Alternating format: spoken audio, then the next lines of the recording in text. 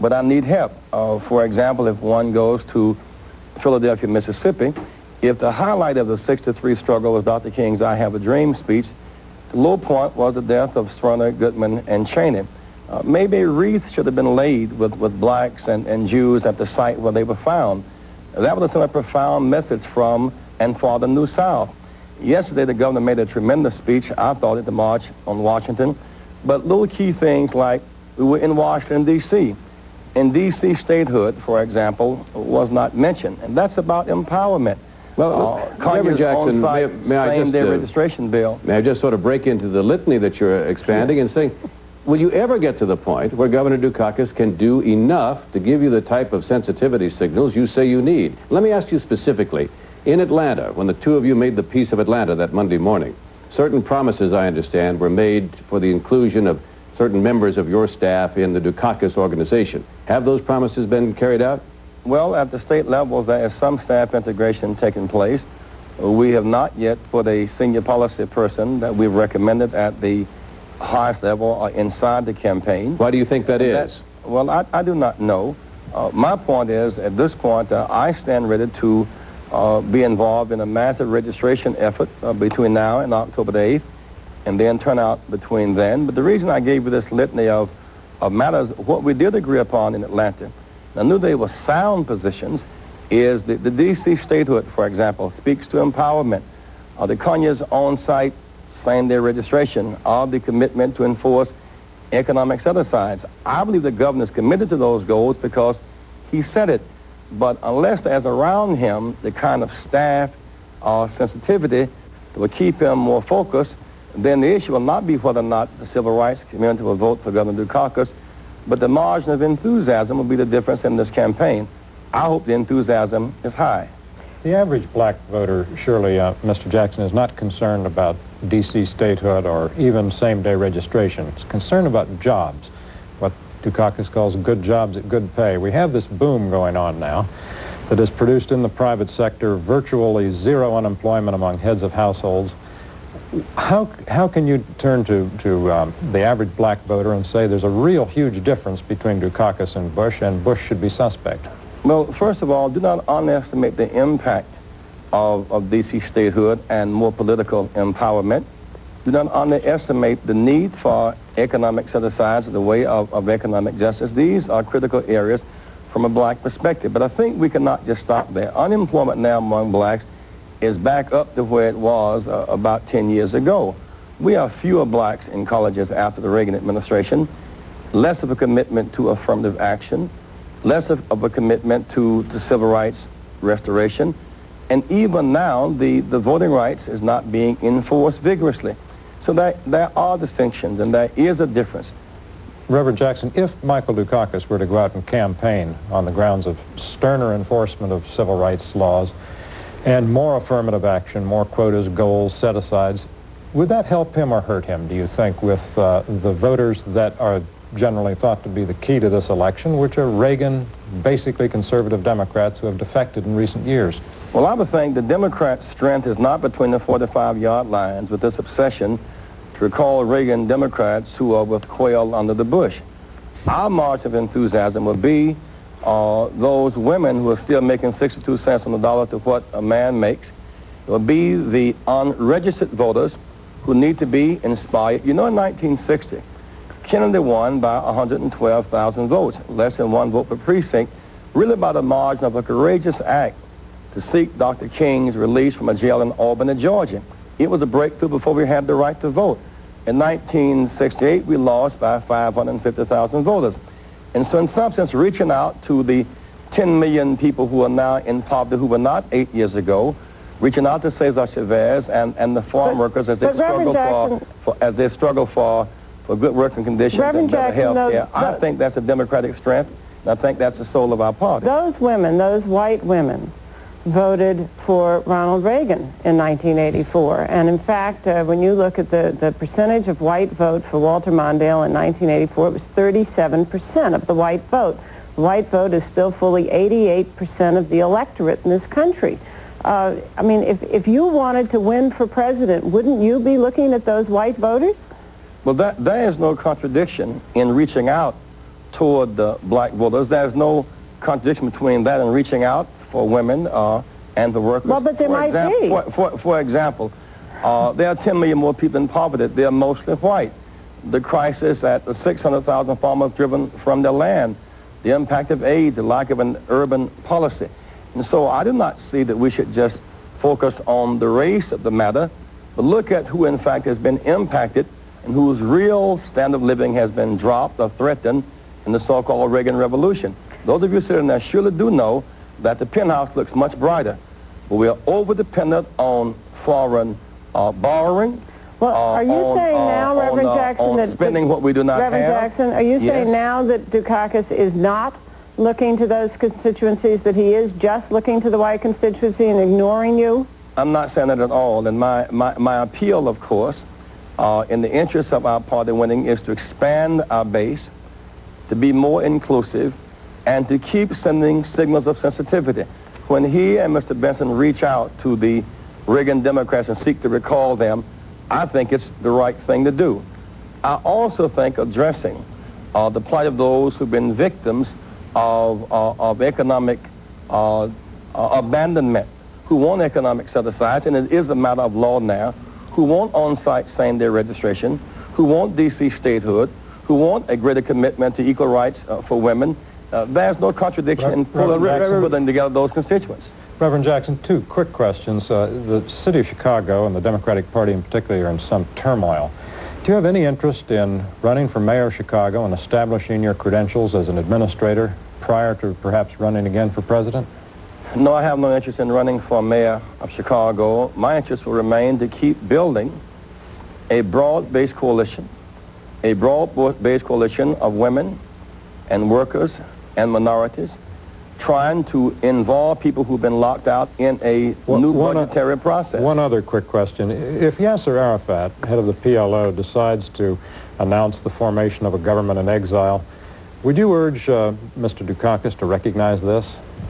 Well, that's a judgment he must make. You know, what we do learn from the Iran-Iraq war, 8 years later, a million deaths later, is we learn the futility of war and the efficacy of direct negotiation. Somehow, some way, we must move beyond where we are now.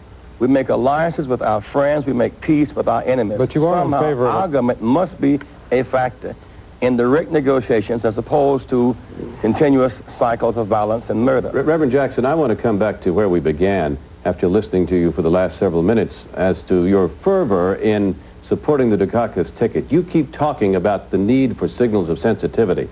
And I've got to say to you in all due respect, if Governor Dukakis is watching, he must say to himself about now, what do I have to do to satisfy this guy? I mean, aren't you in fact damaging his prospects in the black community when you reserve Sam, your support? It's a mistake to reduce the concerns I have raised, and now Ann the Young have raised, and Eddie Williams raised today, and Congressman Diamond have raised, to a singular situation. My concern is that if we're going to win, it will be by the margin of our enthusiasm, of our expanded participation. Therefore, my emphasis, the way I'm hip at the ticket at this point, is engaging in massive registration. Now reach out to Chavez and the farm workers and those who are concerned about that. Those are keys to our winning, expanding beyond our base, inclusion and coalition. And so I'm working diligently, even now. All right. Thank you very much, Reverend Jackson, for being with us. Thanks for coming in today. Thank you. Coming next, our discussion here, and joining us will be William Safire, columnist for the New York Times, in just a moment.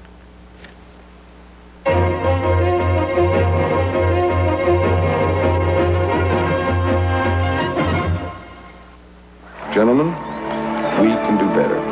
After all, life's not black and white. Somewhere over the rainbow. I'm just not sure. Why not phone this image to Dr. Wheatley in London? At AT&T, we've always been committed to helping the people of the world communicate better. It's funny how the future seems to repeat itself. Good meeting. Como arigato. And the dreams that you dare to dream really do come true. You're on the road to the top. There's no time to stop. You're gonna make your dreams come true. Here's your address for success, Park Avenue. It's your room with the view. It's your road to command. Every street feels like Park Avenue.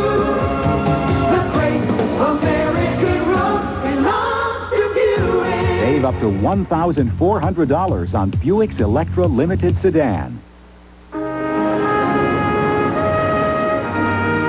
The United States is a peaceful nation, and where our strength and determination are clear, our words need merely to convey conviction, not belligerence. If we are strong, our strength will speak for itself. If we are weak, words will be of no help.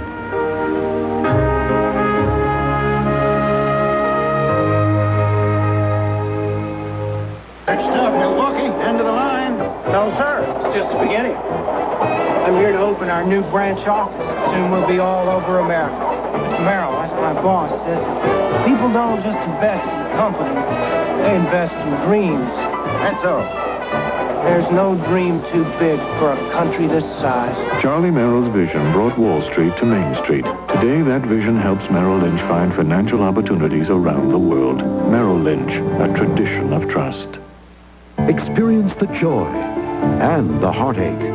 From the athletes, the coaches, and the parents, it's their personal story of the dream to be on the team. Coca-Cola presents the U.S. Olympic Trials, Heart and Soul, followed by final round coverage of the U.S. Amateur Golf Championship. All today on ABC Sports. Well, let's get right down to our favorite topic, politics. Before we do, Bill Safire, welcome to our round table. Thanks, Sam. We're glad to have you. Now, that may be the last kind word anyone says to you today. More than I expect. You're on your own. When we last gathered last week, Dan Quayle appeared to be on the ropes. At least some people thought there was still a possibility he might be removed from the ticket. Clearly now he won't be. And I guess the question is, after a week of campaigning, will he eventually become, in Governor Sununu's words, the Republican governor in New Hampshire, a net plus? George? Well, we seem to be seeing the application to politics of the old axiom, I don't care what they say about me, just spell the name right. That almost any publicity, at least in August, in a presidential campaign, of the old axiom, I don't care what they say about me, just spell the name right. That almost any publicity, at least in August, in a presidential campaign is good because it drowns out the other side. And to the extent that this has prevented Governor Dukakis from getting his message out, to the extent that he has a message that he wants to get out, it has hurt him. Yeah, that's this week. But what about the long term? Is Quayle flying now to the bad pun? But in the long run, I go back to something I've said before. I'm walking around with a lantern looking for one American who ever cast a vote on the basis of the vice presidential nominee. Bush is going to run against Dukakis, and that's it. I think that regardless of any of the National Guard thing and all of that, that Quayle still has a problem. Now, he could be a plus on television and all of that. I think he still has a problem, which is that he comes across, and the recent polling shows it, as not really very well qualified to be vice president.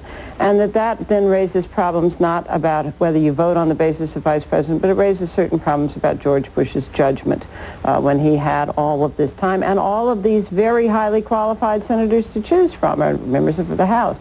And I do think that there's, the joke factor is still very high. I must say that I've used Dan Quayle to my advantage this week as I sent 2 children off to college saying, let this be a lesson to you, get good grades. They'll come back to haunt you. So I think that he has provided us parents with a lot of good fodder. Cokie, don't you think there's been an overkill and a backlash as a result of that overkill, and a sympathy factor built up for Dan Quayle, who was, after all, savaged by the media? Now, was he savage, Bill? Do you really think that? I think so, sure. I think it had, I use it rather than they, the media had every right to suddenly ask a lot of questions about an unknown, and that's what we all did. And why is that savaging? But then it went too far. Then it became like a dog with a favorite bone. And everything he did wrong, whether it was not being a student or whatever. You get the gentleman C vote in this but it was country to win. Well, let me ask you about the patriotism factor. Let's start with Quayle. Everyone went before the VFW, except Dukakis this past week. And the VFW cheered Bush, and they cheered Quayle, and they cheered Lloyd Benson. But when Benson mentioned Dukakis' name, a lot of people booed. Do we have a patriotism factor working in this election, and it will continue until November, George? Well, we do to the extent that the Democratic Party in the late 60s and early 70s acquired a lot of baggage, a sort of suspicion that there were people prominent in it, setting the tone of it, who had a hypercritical attitude about the United States. Blame America first Democrats. That's Gene Kirkpatrick's favorite I understand slogan. that. I understand that. But you had people who said this was a racist, imperialist, sick society. And it takes some getting over that.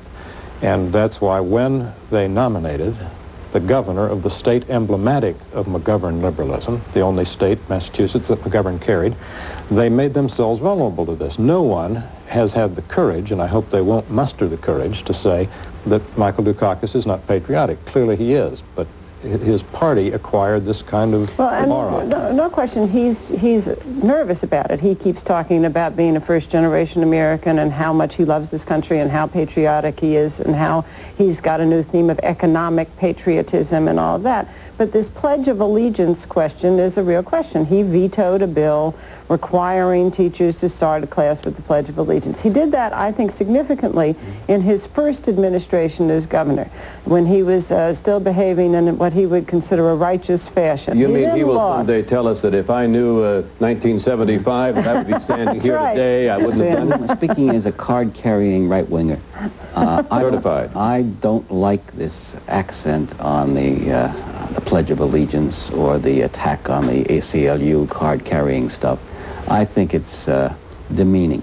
I think it may pick up some votes, it may stir up some enthusiasm, but it doesn't address what's going on in America today, and it's cheap shots. And yet, Bill, you told us, if I may, before we went on there, you were recalling your days as a speechwriter for Richard Nixon. You'd written a line in. If I knew then. You'd written a line in about, what, the flag in one of his speeches. He delivered it. He got such a rousing... Yes, I put a line in one of the Nixon speeches in Indianapolis, Indiana, saying that under new leadership, nobody's going to make a doormat of the American flag.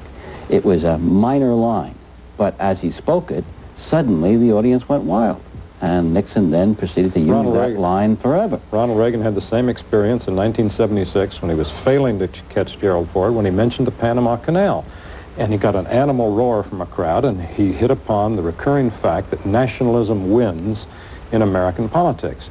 But, Bill, you said that this issue doesn't address what's going on in America. Part of the reason we're talking about that issue is not much is going on in America right now except peace and prosperity. You have a country similar to the country of 1960, about which Michael Dukakis is so obsessively interested, in which a basically complacent country is trying to choose between two candidates who say we're the candidates of change, and no one really wants to change all that much. Well, that's why you talk about one of those litmus tests that are coming up, perhaps, debates in which people look in and supposedly, and history would suggest they do actually choose.